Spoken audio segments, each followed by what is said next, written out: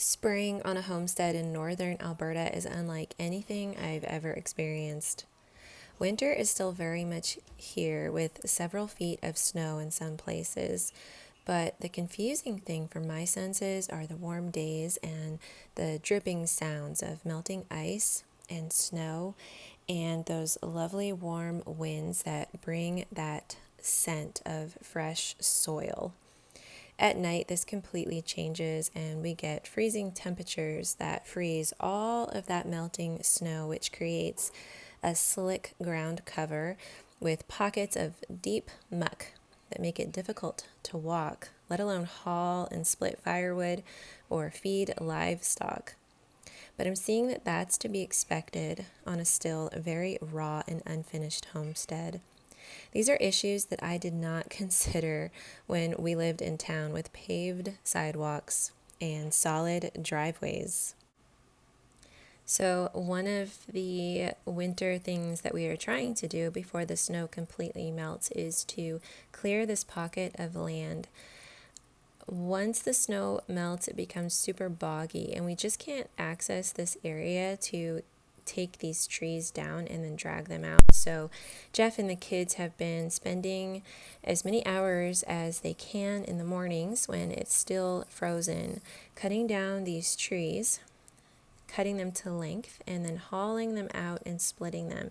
And while we don't like to burn poplar because it doesn't burn as efficiently and it builds a lot of ash up in the wood burner, right now we are going ahead and just using that for firewood.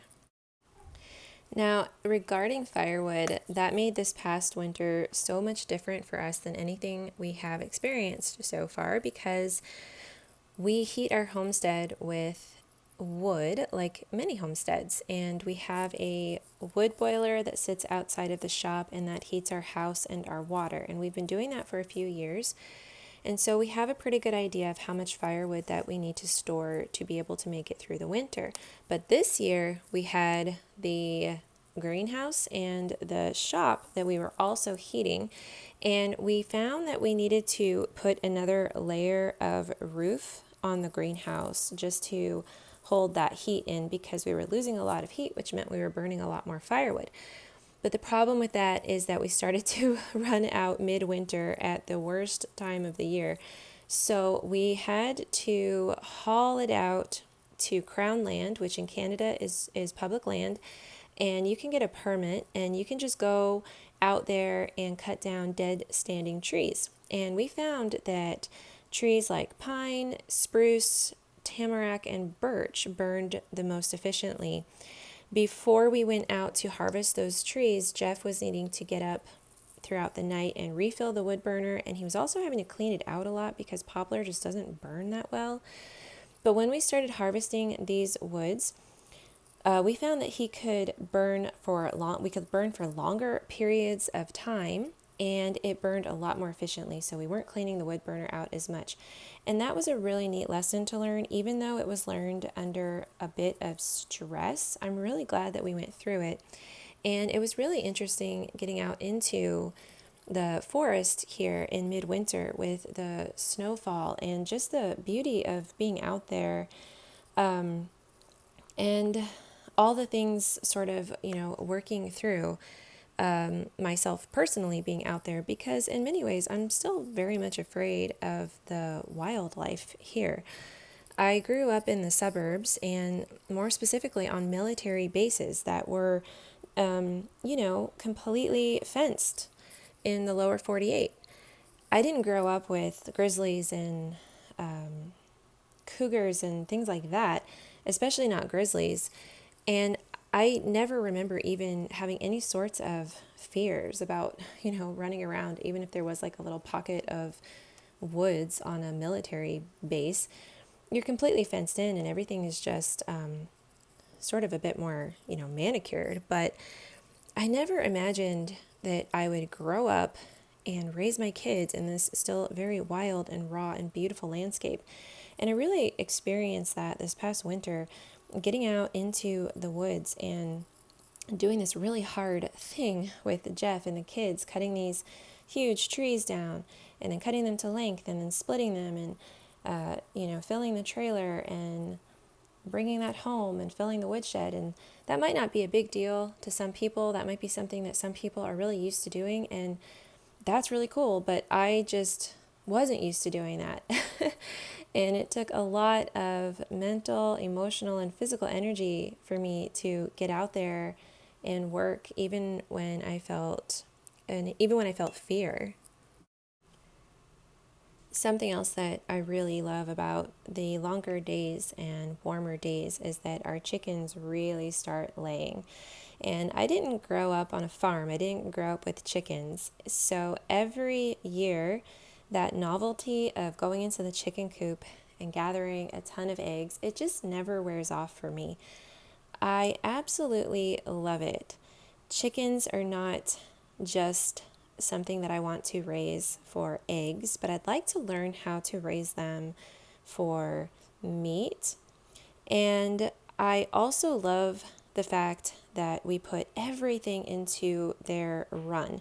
Now, I would love for my chickens to be just free ranging it. And when we started chickens, we did do that. However, they wanted to be in the house. I every single day they were just flocked on the deck, up on the railing, and pooping everywhere. And I knew that I didn't like that. I think to me, I just didn't like the idea of walking through a flock of birds with poop everywhere and then into my house. On top of that, they would get into the gardens that we were slowly building up, and they would just completely ruin the entire thing. So we ended up needing to fence them in. Also, they do draw in predators. We've had mostly coyotes, but definitely we've had birds of prey swoop into the yard and literally just pick up a chicken like while we're out there. It's crazy. And we've had grizzlies as well. So in order to protect that investment, because chickens really are an investment, they do cost quite a bit, we needed to fence them in. And one of the wonderful things about that is that we just throw everything in there. We throw grass in there, we throw kitchen scraps, and any old vegetation from the gardens, or if we're clearing an area and Geoff is brush cutting that area, we throw all that into the chickens. And so they have over time created this beautiful, I guess, sort of like, it wouldn't really be compost because it hasn't really been like sitting, but I don't know, maybe you could call it compost. It's just this really beautiful dark soil, and we just sift that out every spring and then layer that onto the gardens. I also take the deep litter that I build up in the chicken coop all winter, and I take that out and I go put that in a pile somewhere to sit.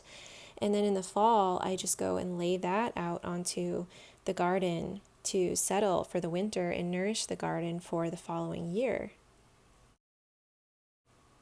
Now, I had mentioned that I want to do a dairy cow, and I've wanted to have a dairy cow for the past 12 years, and it just has never worked out.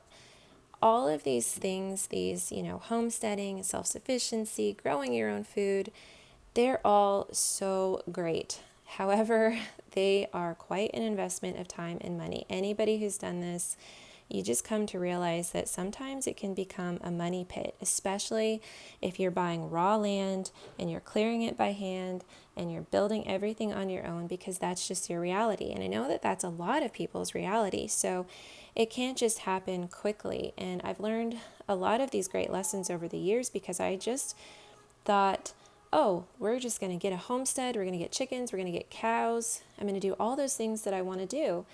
And I will be turning 40 this fall, and I still haven't done all of those things that I want to do.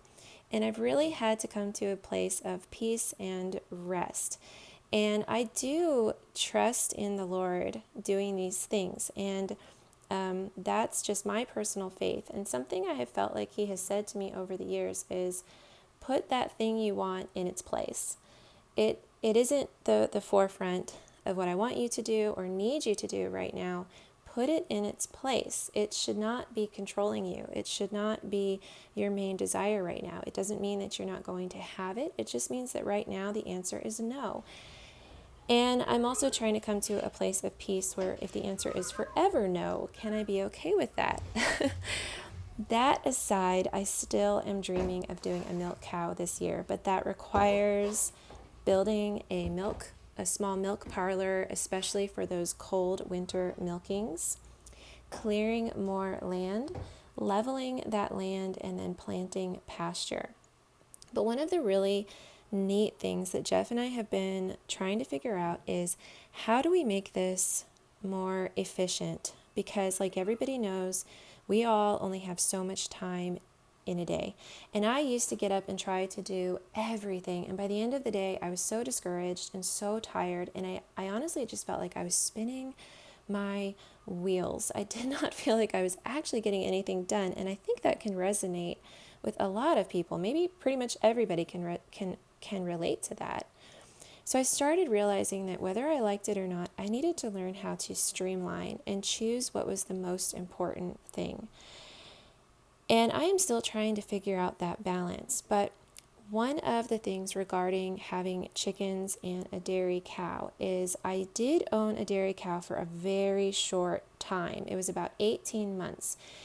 And it was a huge mistake. I just wanted it so bad that I forced it upon our homestead. We did not have fencing. We didn't have any land cleared.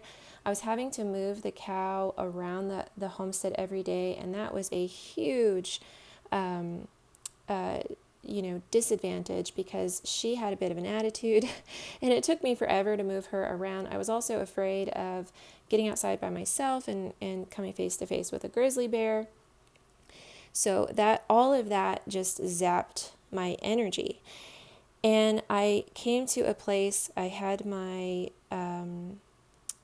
seventh baby, and I realized I needed to sell her and I needed to wait. I needed to do what I should have done in the beginning, and that was wait until we could actually appropriately prepare for a cow. So I sold her, and I tried not to regret that decision because it did cost a lot of money and time. And instead, I'm trying to just remind myself that, you know what, that was a really great learning experience. I am never going to repeat those same mistakes again. But something really cool that I discovered with her was when she would poop, I thought I had to go out every single day and clean up her poop. But my chickens would fly out of their fence and go into her little area, and they would clean all of that poop up. And by the time I would get out there to clean, there was just nothing out there. They had scratched it up, spread it all around. And that's when I started reading about this I don't know if it's called like polycultural farming.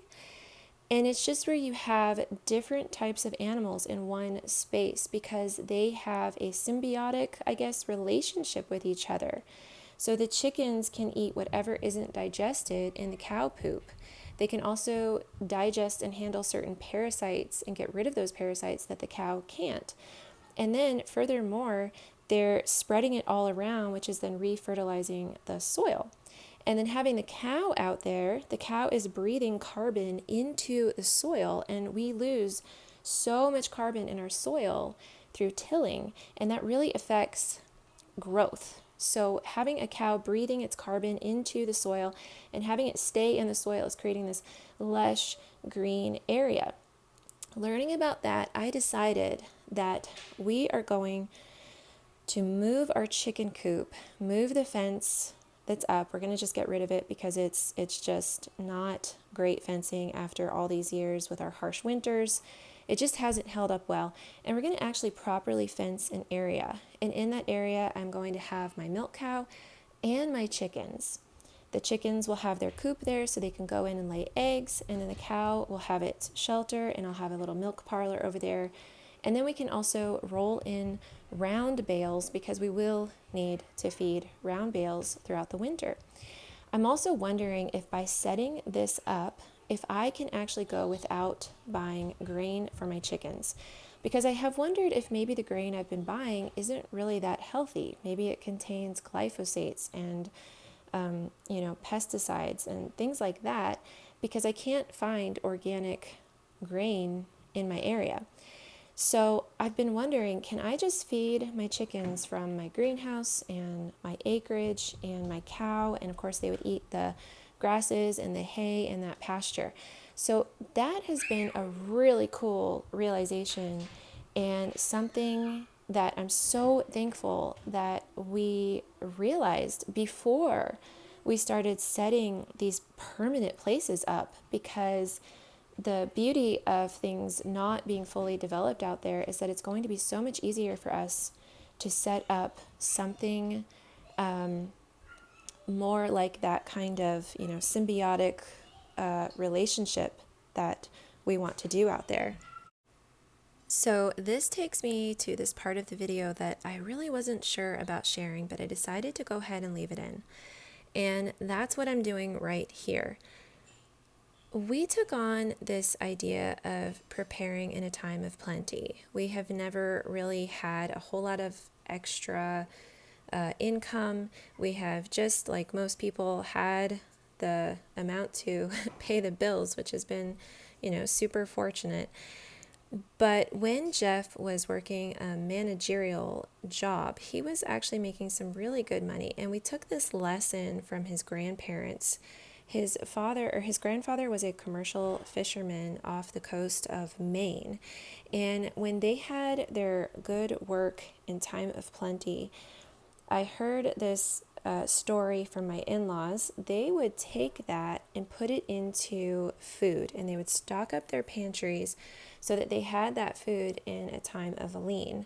And I don't know, I guess today that would be considered being a prepper, although I don't know if I really consider us to be preppers, but there's nothing wrong with that. So we had all of these preps. We had beans and rice and corn and things like that. And I recently ran out of chicken grain, and on top of that, both of our vehicles broke down, and so we couldn't get to town readily to go get grain. So what I ended up doing was going through our preps and pulling out all of these expired food items that are probably perfectly fine for human consumption still. But the past few weeks, we have been trying to eat a carnivore diet. And we have progressively been going from gluten-free to grain-free to just eating meat, vegetables, and good fats. And I've been progressively feeling better. I guess I should preface that I have thyroid cancer that I have been managing for the past 10 years. And it's actually been successful because I had recent lab work show that my thyroid is no longer bulky, my levels are normal, and my malignant tumor is shrinking.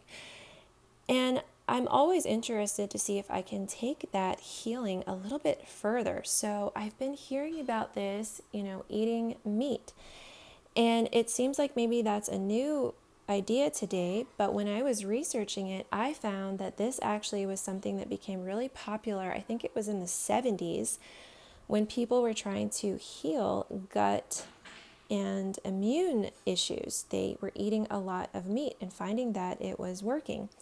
So we decided to experiment with a couple of weeks of just eating meat. So some, burgers with scrambled eggs and cheese, or ground beef, or salmon patties or tuna patties or something like that.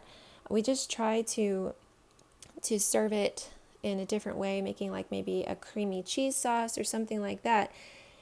And the more we've been doing this and the better I've been feeling, I'm like, oh, I don't know if I want to eat beans and rice and all of these, canned corn and canned vegetables. And so what do I do with all that? So I've been taking it and soaking it and cooking it up and giving it to my chickens. And I know it seems like, okay, that isn't a good use of time or resources, maybe, I don't know. But what I do know is that running out of grain and feeding my chickens our food preps, my chickens have been laying like crazy.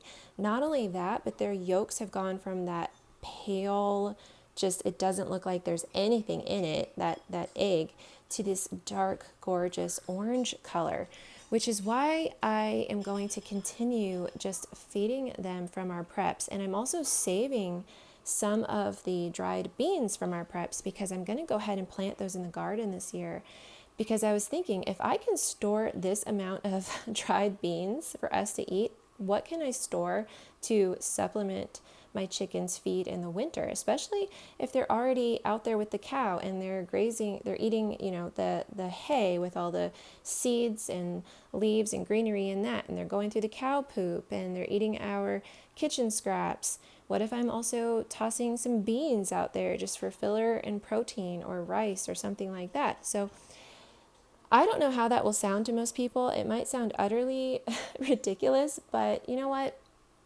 That is life. That is life. Just learning to pivot, learning to be open to trying something different, and having that mean that what you were doing before needs to completely shift.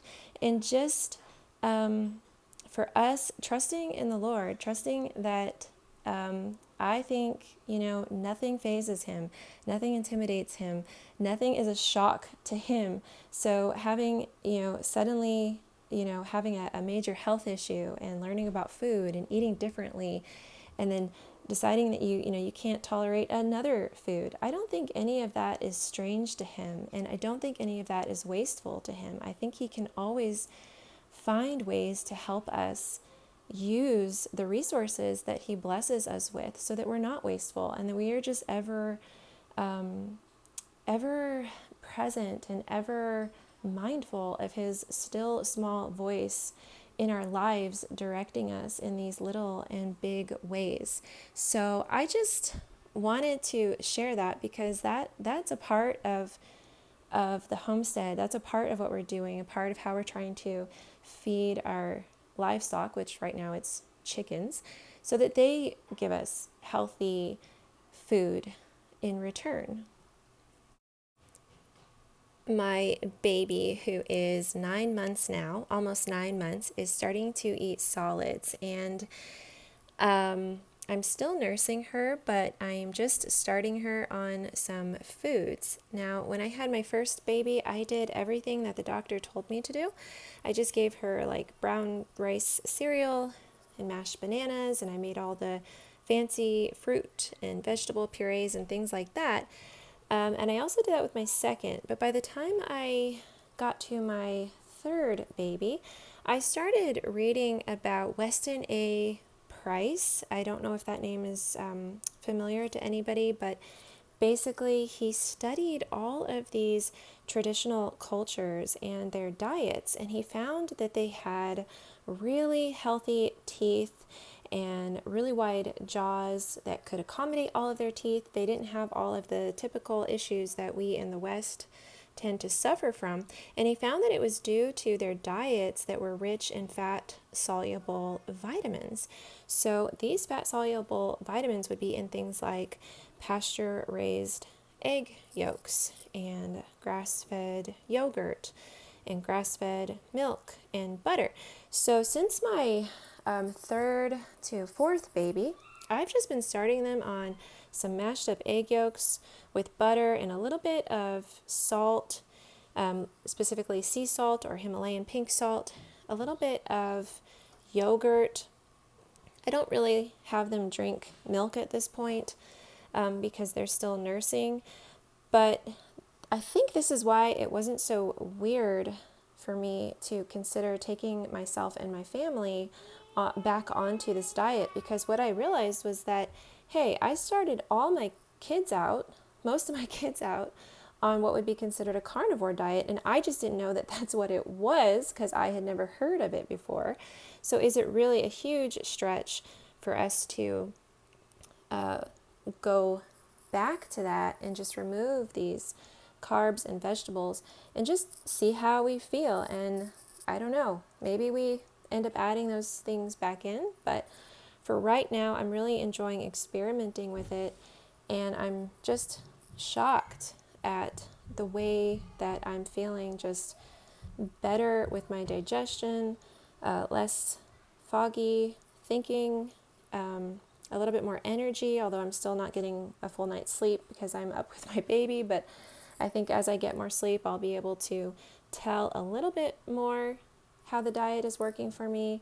And then just the fact that my thyroid is running so optimally for pretty much the first time in my life it astounds me, and that difference just outweighs my love of food variety.